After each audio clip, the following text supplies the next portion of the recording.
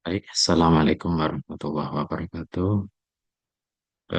Kita bertemu lagi di mata kuliah bioteknologi tanaman ya. Dan untuk kali ini saya lanjutkan materi eh, topik ya, terkait topik seleksi gen target. Ya.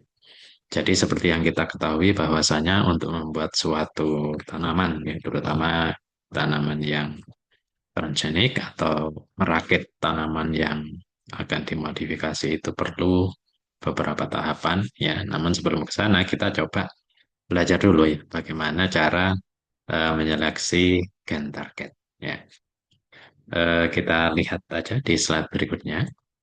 Nah, jadi di sini kita bisa lihat ya ada beberapa kriteria atau mungkin bisa dibilang tahapan utama ya. Tahapan utama bagaimana kita akan mencoba ya untuk menyeleksi target gen yang akan kita pakai, yang akan kita gunakan untuk merakit suatu tanaman ya yang bernilai lebih ya. Kita bisa lihat di sini. Nah, kita bisa cek ya bagaimana cara mencari atau bagaimana cara menemukan target gen tersebut. Yang pertama kita harus melihat ya sebenarnya apa yang kita inginkan. Artinya karakter ya, karakter nanti ya, karakter apa yang akan kita inginkan ya ketika kita merakit suatu tanaman ya. Nah, di sini contohnya ada beberapa. Yang pertama tahan hama ya. Kemudian yang kedua tahan kering dan yang ketiga enhanced nutrition atau nutrisi yang bernilai tambah atau bernilai lebih ya.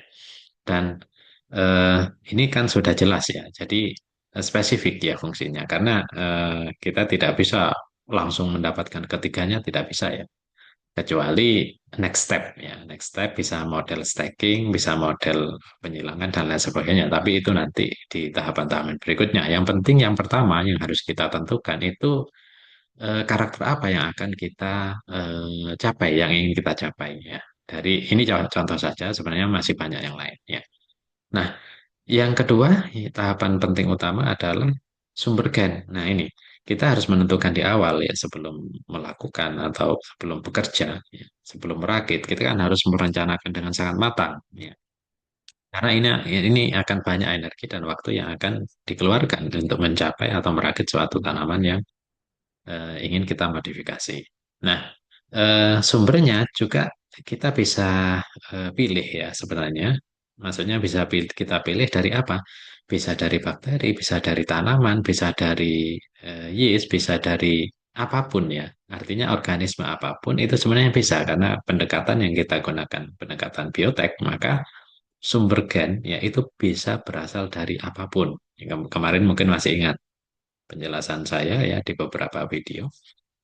Cotton rice itu kan ada dua gen yang ada satu gen, ada gen yang berasal dari bakteri, ya, dan itu aktif gitu ya ketika dimasukkan ketika mereka merakit cotton rice dan akhirnya jadilah seperti ini kan gitu seperti itu ya. Itu salah satu contoh keunggulan atau kelebihan kalau kita menggunakan pendekatan biotek maka sumber gen tidak harus berasal dari tanaman yang sama. Tanaman berbeda bisa ya. Tanaman apa atau organisme yang berbeda juga bisa seperti dari bakteri dan lain sebagainya ya. Nah, yang terakhir ya. Jadi tahapan dua ketiga ya. Yang ketiga ini adalah tes dan validasi. Ini yang banyak memakan waktu. Jadi tahapan 2 sampai 3 inilah yang melibatkan banyak sekali tahapan-tahapan secara lebih detail ya nanti akan saya jelaskan di belakang ya seperti itu. Dan semua tujuannya ya tujuan utama dari eh, apa seleksi. Tujuan utama dari seleksi gen ini memang agar apa? Agar tujuan kita tercapai. Apa tujuannya? Yaitu mendapatkan karakter baru. Ya, mendapatkan karakter baru terhadap tanaman yang kita modifikasi seperti itu. Ya, oke. Nah, ini ada tabel sebagai tambahan pengetahuan. Ya, di sini ada tabel few example of transgenic crop approved by US Food and Drug Administration. Nah, sebagai informasi, FDA ya, Food and Drug Administration ini kalau di Indonesia itu adalah semacam ini badan apa pengawas ya, badan pengawas obat dan makanan ya, BPOM kalau di Indonesia. Kalau di sana disebut sebagai FDA ya. Jadi mereka yang menyeleksi ya, kemudian mereka yang mengontrol ya apakah suatu produk itu boleh ya didistribusikan ke masyarakat atau tidak. Ya, jadi mereka yang memberikan izin ya, terkait pengedaran bahan-bahan pangan ataupun obat-obatan ya di Amerika ya. Oke, nah ini saya beri contoh beberapa berkaitan dengan identify desired trait ini ya. Contoh yang pertama ini EPSP EPSP sintase ya. Ini nama gennya ya, kemudian karakter yang didapatkan ya setelah gen itu dimasukkan atau diintroduksikan, dia adalah tahan hama. Maaf ini tahan herbisida seperti itu ya. Coba kita cek tahan apa ini? Ya tahan herbisida. Tahan herbisida sehingga akan mudah mengontrolnya ya, ketika tanaman lain. Misalnya begini, ini contohnya adalah gini ya, kita nanam kedelai ya. Kita nanam kedelai, kemudian kedelai itu kita tanam di lahan yang sangat luas ya, dan tentu saja apa ya, kan banyak cerita ya, ketika kita nanam padi pasti muncul rumput. Ya, rumput itu kan sangat mengganggu ya. Nah, ketika lahan itu sangat luas, maka tidak mungkin kita menggunakan tenaga manusia untuk mencabut. Ya, iya kalau hanya satu peta, tapi kalau ribuan hektar ya, maka dengan caranya adalah menyemprot ya herbisida ya, tapi yang mati itu adalah tanaman rumputnya ya, bukan tanaman kita, bukan tanaman pangan yang kita tanam di sana. Jadi kalau kedelai itu tahan herbisida maka akan sangat mudah untuk melakukan kontrol. Karena apa? Disemprot herbisida pun kedelainya tetap sehat ya, karena sudah mengandung gen yang tahan herbisida seperti itu ya. Dan ini dikembangkan oleh perusahaan yang namanya Monsanto. Saya kira semuanya paham lah ya, Monsanto ya, perusahaan biotek yang besar ya seperti itu. Nah, contoh yang lain ya, contoh yang lain itu adalah pest resisten. Kalau tadi kan herbicide resisten, sekarang pest resisten atau tahan hama. Ya contohnya ya ketahan serangga lah seperti itu ya. Nah, ini banyak yang berbasis BT ya. BT ya, BT Cry 1A, BT Cry 1A dan seterusnya ya. Ini adalah ya gennya berasal dari BT. BT itu Bacillus thuringiensis. Nah, ini kan sudah kelihatan ya. Gennya tidak berasal dari tanaman yang sama. Seperti itu. Nah, apa efeknya ya? BT Cry 1A ini efeknya adalah dia tahan hama ya, sehingga kita tidak perlu yang namanya apa? Nyemprot ya. Tidak perlu yang namanya nyemprot hama ya. Dan ini bagus untuk kontrol apa? Insektisida kimia seperti itu ya. Dan ini juga dikembangkan oleh Monsanto. Contoh yang lain, contoh yang lain adalah eh, antisen PG ya, yang fungsinya untuk menunda pematangan. Ya. Nah, ini di tomat ya, kemudian beberapa contoh-contoh buah lain mungkin juga ada ya. Tapi yang perlu dipahami ya, PG ini apa sih? PG ini adalah poligalakturonase kalau tidak salah ya. Jadi enzim yang apa? Fungsinya apa? Untuk memecah atau untuk mendegradasi pektin yang berada di nik sel ya. Nah, ketika PG itu aktif, maka dia akan positif dalam area artian positif itu pada kondisi normal ya. PG itu pada kondisi normal sangat berkaitan dengan pematangan buah. Ya. Dan ketika dia melakukan aksi, maka yang terjadi apa? Ya buah matang. Ya, dibiarkan makin lama makin matang ya. Kemudian yang berkaitan dengan etilen juga ya. Sehingga kalau itu dibiarkan, maka akibatnya apa? Busuk buah itu. Nah, ini tidak cocok untuk apa? Tidak cocok untuk kalau apa stok buahnya sangat banyak. Maka dari itu ada istilah antisense. Ya. Ada teknologi antisen, artinya apa? Ini ya, fungsinya dimasukkan ke tanaman agar apa? Tanaman tersebut dirakit agar menghambat yang namanya aktivitas PG ini tadi. Sehingga apa? pematangan buah itu berjalan sangat lambat ya, sehingga ketika kita mengirim ya, buah ekspor ya dalam jumlah yang sangat besar, maka ini sangat bagus. Artinya apa? Tidak mudah busuk. Ya, seperti itu. Ya. Nah, yang lain yang apa namanya? Saya sering buat jadikan contoh yang bawah ini yaitu golden rice. Nah, ini berkaitan dengan apa? Berkaitan dengan yang nomor tiga yaitu enhanced nutrition. Artinya, di dalam padi itu kan kita tidak dapat atau tidak mengandung ya namanya beta karotin, tapi dengan pendekatan biotek maka muncul golden rice satu dan golden rice 2 di sini ya. Yang di situ mengandung yang namanya apa? Beta karotin. Nah, ini dikembangkan oleh dua ilmuwan ini. Namanya kalau tidak salah Ingo dan Peter ya seperti itu. Oke, jadi semuanya yang memang kita inginkan untuk mendapatkan apa? Karakter baru ya yang mungkin belum ditemui di saat sekarang seperti itu. Ya, oke kita lanjutkan di slide berikutnya. Ini slide terkait yang utama, tahapan utama. Di slide berikutnya kita akan lebih detail ya terkait tahapan step by step-nya bagaimana. Nah ini ya. Jadi eh, ini adalah detail ya, detail step yang harus ya kita lalui ya ketika kita ingin merakit atau ketika kita ingin mendapatkan gen yang cocok ya sesuai dengan tujuan kita. Karena apa? Yang pertama ada beberapa eh, hal terkait apa? Defining the target rate and biological goal. Ini nanti akan saya jelaskan di bagian kanan ini ya. Jadi ada sekitar 6 tahapan ya, 1 sampai 6 di sini ya. Yang kita bisa lihat di sini tadi apa? Mendefinisikan target luarannya itu berupa apa karakternya ya. Tadi sudah sempat saya jelaskan di slide pertama. Nah, kemudian yang kedua, identifikasi kandidat gen.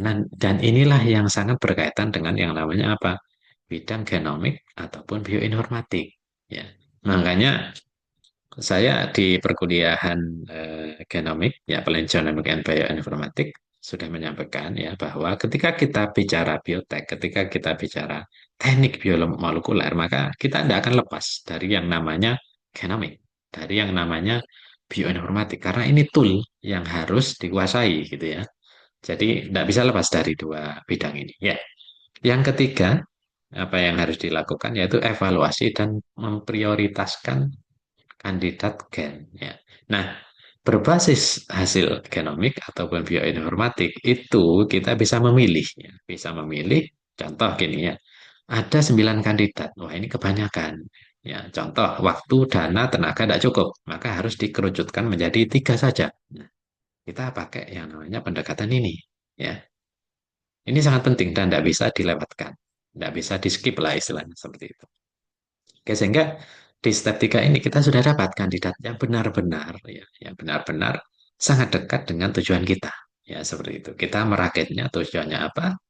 Dengan step yang kedua, maka kita bisa mendapatkan 1 atau sampai 3 kandidat. Seperti itu. Ya, istilahnya screening kandidat. Jadi di sini belum melakukan yang namanya riset belum. Hanya berbasis komputer saja, yaitu screening. Ya. Screening kandidatnya apa, ya panjangnya berapa, dan seterusnya.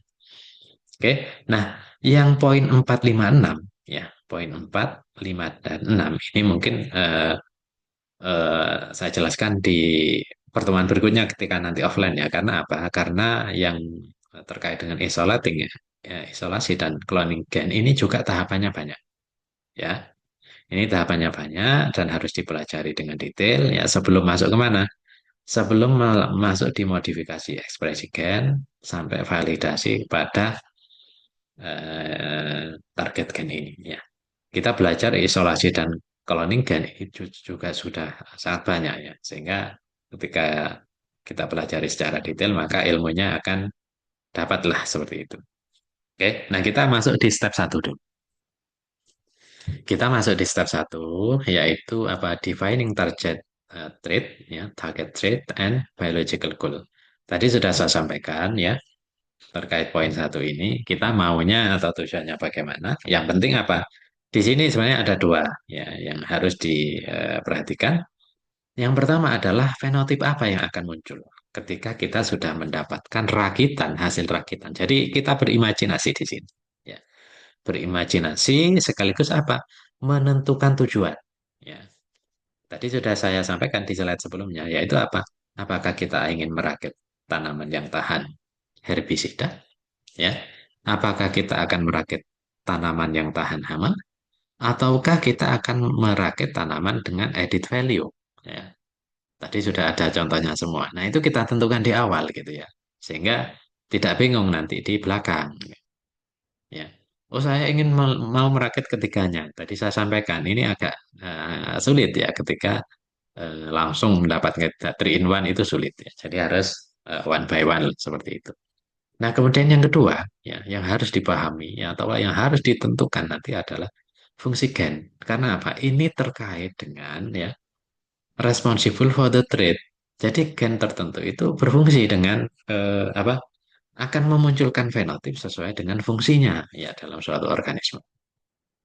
Ya, tadi saya contohkan kan golden rice, kemudian tahan apa kedelai tahan herbisida, kemudian ada jagung tahan eh, hama dan seterusnya ya, beserta keunggulan dan keunikannya ya. Nah, kemudian terkait poin dua ini, kita harus apa? Ya identifikasi gen spesifik yang mana yang ingin kita kaji seperti itu. Kalau tadi di tabelnya adalah SPS gen ya yang berkaitan dengan apa tahan herbisida pada jagung ya. Nah, pertanyaannya gini ya, apakah gen ini bisa diaplikasikan ke tanaman lain selain jagung? Jawabannya bisa ya. Secara teori bisa, tapi terkait dengan apa cocok tidaknya ya kita belum tahu karena belum melihat ya misalnya mau ditambahkan atau mau dimasukkan ke kedelai, mau dimasukkan ke padi. Nah, kita harus kaji dulu ya. Di padi itu bagaimana ya model atau gen-gen family ya terkait dengan SPS ini ada atau tidak. Kemudian kalau ada bagaimana? Karakternya bagaimana? Homologinya berapa persen dengan SPS gen yang ada yang akan dimasukkan. Jadi banyak faktor dan itu dikaji melalui apa? Ya ini tadi genomik dan bioinformatik seperti itu. Nah, contoh yang lain sekarang ya, contoh yang lain. Ini tidak pada tanaman tapi pada hewannya. Nah, yang namanya adalah apa? Ini di bawah ini, yang namanya aqua advantage salmon. Jadi di sini kita bisa lihat ya. Hewan transgenik dalam hal ini adalah salmon itu sudah ada ya, sudah ada dan yang dimasukkan atau yang ditambahkan ya dari secara genetik itu adalah GH atau growth hormone ya. Growth hormone dimasukkan sehingga efeknya apa? Pertumbuhan jauh lebih cepat, ya. Pembesaran badan jauh lebih cepat karena apa? Kita paham semua salmon itu kan untuk konsumsi, ya. Untuk konsumsi dan yang diharapkan oleh konsumen pasti apa? Daging tebal, gitu ya. Kemudian harga mungkin agak miring dan seterusnya, ya. Maka di sini pada umur yang sama kita bisa cek, ya. Pada umur yang sama ini yang normal yang bawah ini, ya. Ini adalah salmon normal. Lah yang atas itu salmon yang transgenik sudah dimasuki growth hormone ya. Sehingga apa? Ya lebih cepat ya, lebih cepat pertumbuhan ya, kemudian beratnya juga jauh lebih cepat daripada yang wild type atau yang normal seperti ini. Ya. Artinya apa? Ya dengan teknologi bioteknologi ini kita bisa merakit sesuatu yang itu terukur. Artinya apa? Terukur itu tujuan jelas ya di belakang ya. Oh, saya ingin overekspresi GH atau growth hormone pada salmon agar apa? Agar salmonnya lebih cepat tumbuh, agar dagingnya tebal dan sehingga otomatis apa? Beratnya nambah ya. Ketika dibandingkan dengan hormon yang wild type seperti itu ya. Itu. Nah, kemudian saya lanjutkan di step 2 yaitu identifying candidate genes melalui pendekatan genomics atau bioinformatik di slide berikutnya. Ini ya. Nah, ini fungsinya apa sih? Kenapa sih kok kita harus bisa yang namanya genomik, yang namanya bioinformatik? Ya, kenapa seperti itu? Ya, karena disinilah kita bisa mendapatkan data terkait dalam suatu organisme ada berapa gen ya, yang kita bisa karakterisasi seperti itu. Ya, makanya di sini ada beberapa tahapan. Yang pertama adalah database mining, yang kedua homology search melalui BLAST dan seterusnya. Yang ketiga adalah sequence analysis. Dan ini semuanya adalah pendekatan secara genomik dan juga bioinformatik seperti itu. Ya, di sini database mining itu bisa apa sih maksudnya ya? genom. Ya, genom itu kita bisa mendapatkan dari database khusus genom padi, khusus genom jagung, khusus genom tanaman lain ya. Dan di sini contohnya apa? Phytosom dan NCBI ya. Untuk apa? Untuk mengetahui fungsinya ya.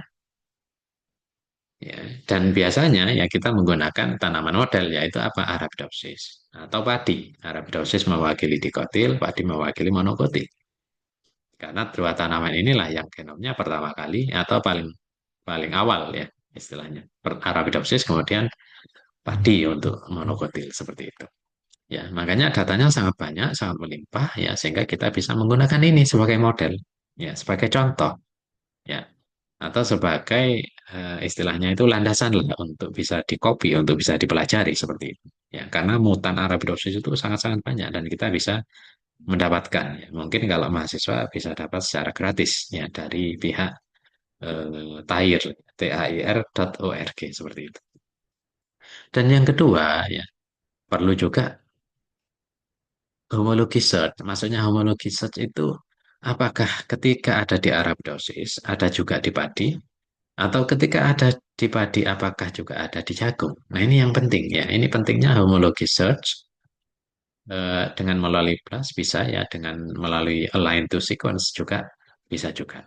Ya, karena apa ya? Karena ini penting ya untuk melihat ya apakah ada homologi dengan organisme yang akan kita masukkan ya, atau dengan bahkan eh, ketika kita punya kandidat sekuen dari tanaman yang non plant ya, misalnya dari bakteri, misalnya dari virus ya atau tanaman yang berbeda ada apa-apa ya tergantung tujuan kita nanti ya kita mau tanaman targetnya apa apakah padi apakah jagung apakah kedelai ya apakah cabai tomat ataupun tanaman-tanaman crop lainnya misalnya sawit ya misalnya karet ya tanaman perkebunan atau kopi kakao boleh-boleh saja ya seperti itu tapi tetap ya kita harus browsing di genomnya kopi kakao di genomnya sawit di genomnya karet itu apakah ada gen yang homolog seperti itu.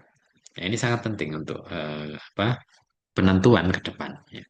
Dan yang terakhir adalah analisis sekuen. Ya, kenapa? Ini sangat membantu ya, akan sangat membantu para peneliti ketika kita memahami ya. Contoh ya ORF, ya Open Reading Frame, kemudian exon intron.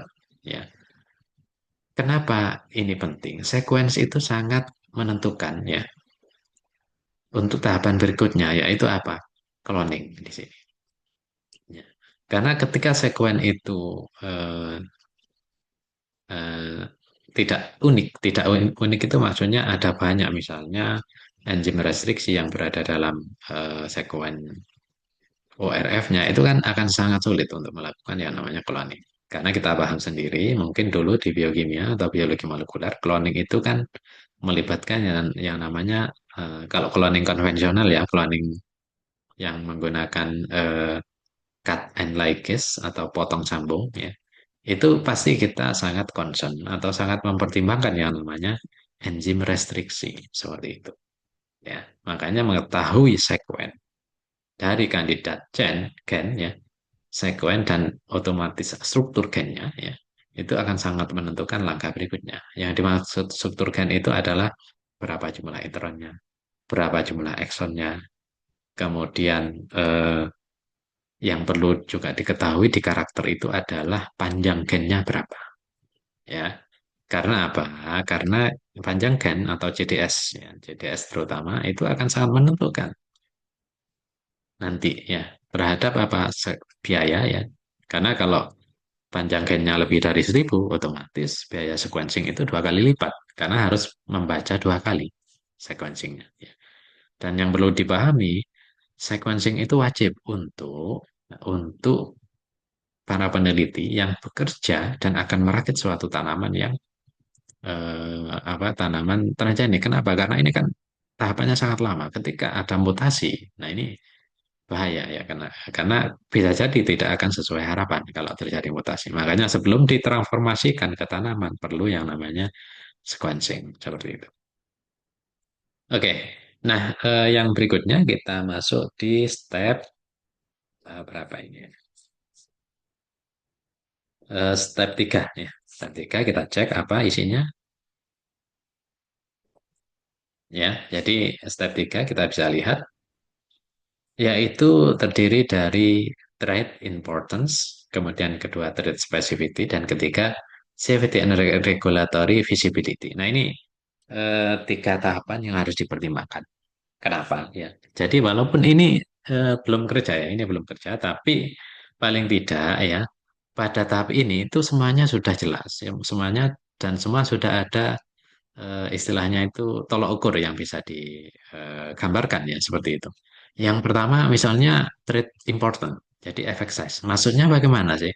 Maksudnya ya gen itu nanti ketika dimasukkan ya, ketika dirakit ya, atau ketika dimasukkan di tanaman untuk merakit suatu tanaman yang dengan karakter baru, maka harus bisa diukur. Artinya measurable impact ya. Untuk memastikan bahwa ya ketika gen itu masuk ya, ketika gen itu masuk ada kelihatan beda ya. Makanya di sini create a visible ya. Ada beda dengan wild type-nya. Dan perbedaan itu adalah sesuatu yang positif. Artinya positif itu suatu yang apa namanya eh, apa ada added value lah ya. Contoh gini lah gampangannya ya. Tadi kan golden rice itu kan sangat kelihatan ya bahwa produknya padi, bulir padinya berwarna kuning, berwarna oranye seperti itu. Nah itu yang saya maksud. Dan tidak harus berupa warna. Ingat ya, tidak harus berupa warna. Bisa jadi berupa penampakan morfologi. Ya, misalnya tanaman wild type-nya itu ukuran tingginya misalnya hanya 50 cm ya. Nah, kemudian tanaman transgenik misalnya karena ditambah atau dimasukkan di overekspresi gen terkait dengan growth hormone misalnya seperti itu. Maka tingginya bisa mencapai 1 meter. Nah, seperti itu. Ini yang dimaksud dengan measurable, kemudian visible and beneficial phenotype. Seperti itu. Ya. Dan ingat ya, fenotip itu, ini mungkin tambahannya ya, fenotip itu tidak harus berupa morfologi loh ya. Tidak harus berupa morfologi. Bisa juga berupa apa? Ketahanan terhadap suatu stres. Misal, oh tanaman wild type ketika apa namanya, ketika diberi cekaman garam ya, tanaman wild type hanya bertahan sekitar 3 hari seperti itu. Kemudian hari keempat mati ya. Sedangkan ya, tanaman transgenik itu bisa tahan sampai 1 minggu atau bahkan lebih. Nah, itu kan juga fenotip yang kelihatan ya. Tidak harus berupa morfologi, tapi berupa ketahanan ya terhadap stres tertentu ya, seperti itu. Oke. Nah, yang berikutnya trait specificity ini juga sangat penting ya. Kenapa? Karena eh, ini berkaitan dengan vektor yang akan digunakan. Nah, ini penting juga. Nanti akan kita pelajari pada saat lebih detail ya pada saat cloning gen atau gene cloning ya. Isolasi dan cloning gen itu nanti kita bahas secara detail di situ ya. Memprioritaskan gen yang itu aktif only pada spesifik tisu. Nah, ini penting ya.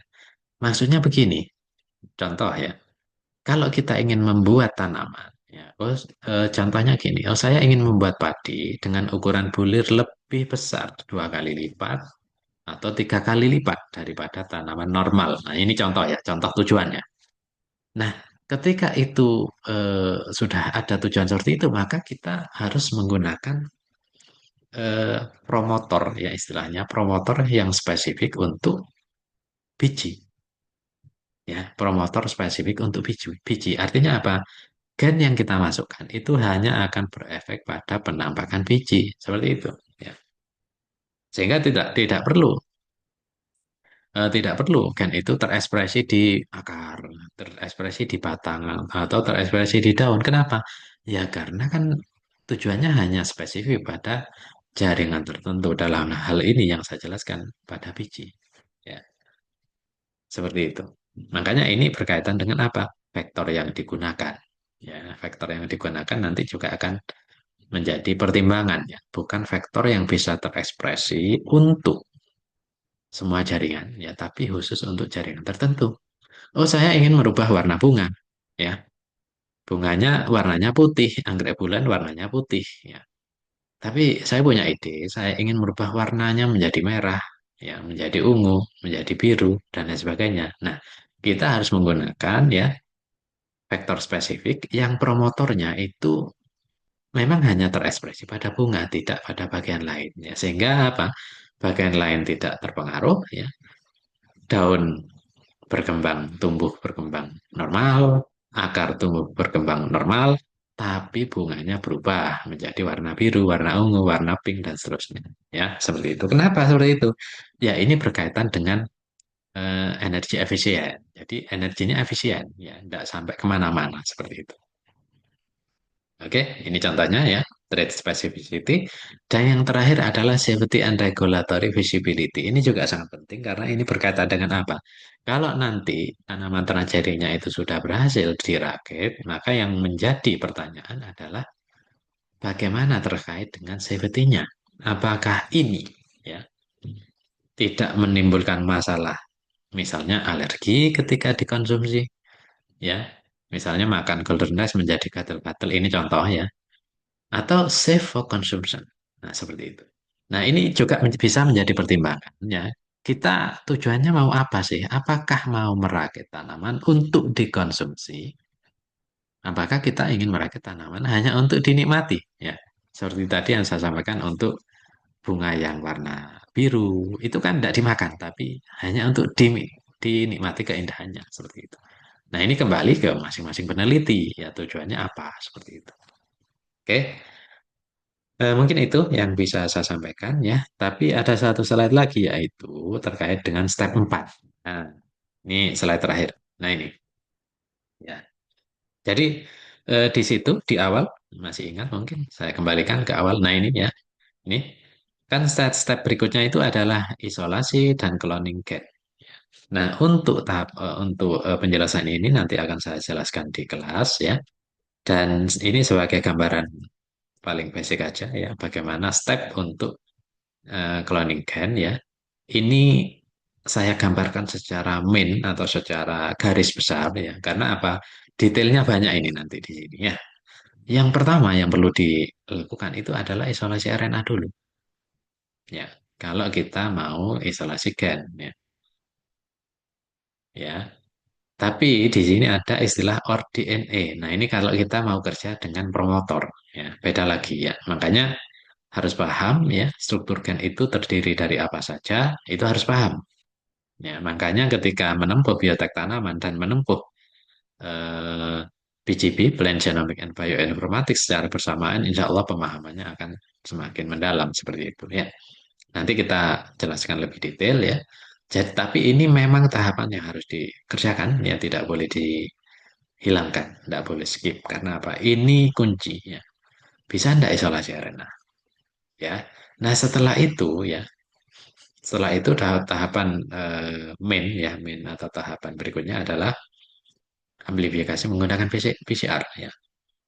Tapi ingat, tahapan 1 sampai 2 ini ada penjelasan detail ya sebelum masuk ke PCR. Karena selama ini kita paham PCR untuk amplifikasi, tapi biasanya hanya untuk amplifikasi dari genom ya, dari genom DNA seperti DNA barcoding, identifikasi molekuler dan lain sebagainya. Ya, tapi ketika gene cloning beda ya. Jadi tahapannya ada beberapa perbedaan yang harus dipahami. Ya. Jadi mesin PCR ya, mesin PCR adalah mesin utama ya ketika kita kerja gene cloning ya seperti itu. Nah, setelah diperbanyak bagaimana? Clone into vector. Nah, ini yang tadi saya ceritakan ya. Ingat, istilah vektor itu kadang-kadang bermakna dua ya. Satu vektor transformasi untuk agrobakterium, satunya adalah vektor untuk dimasuki gen. Ya, seperti itu. Artinya vektor untuk dimasuki gen itu adalah plasmid yang saya maksud di sini. Ya. Jadi harus bisa membedakan ya antara vektor untuk transformasi genetik dengan vektor untuk cloning ya harus bisa membedakan. Ya.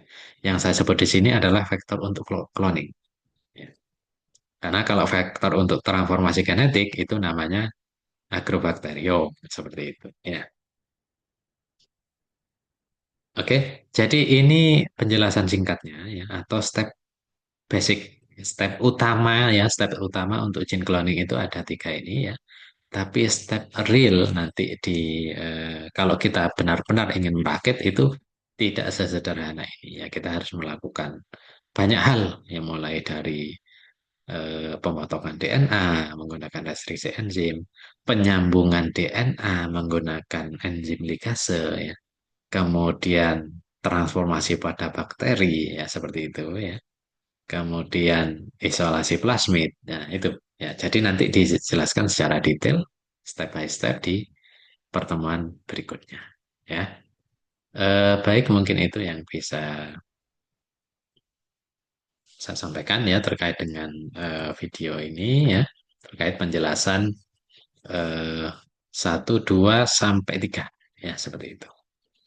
Untuk penjelasan berikutnya ya itu akan saya sampaikan di pertemuan berikutnya, yaitu terkait dengan isolasi atau cloning gen.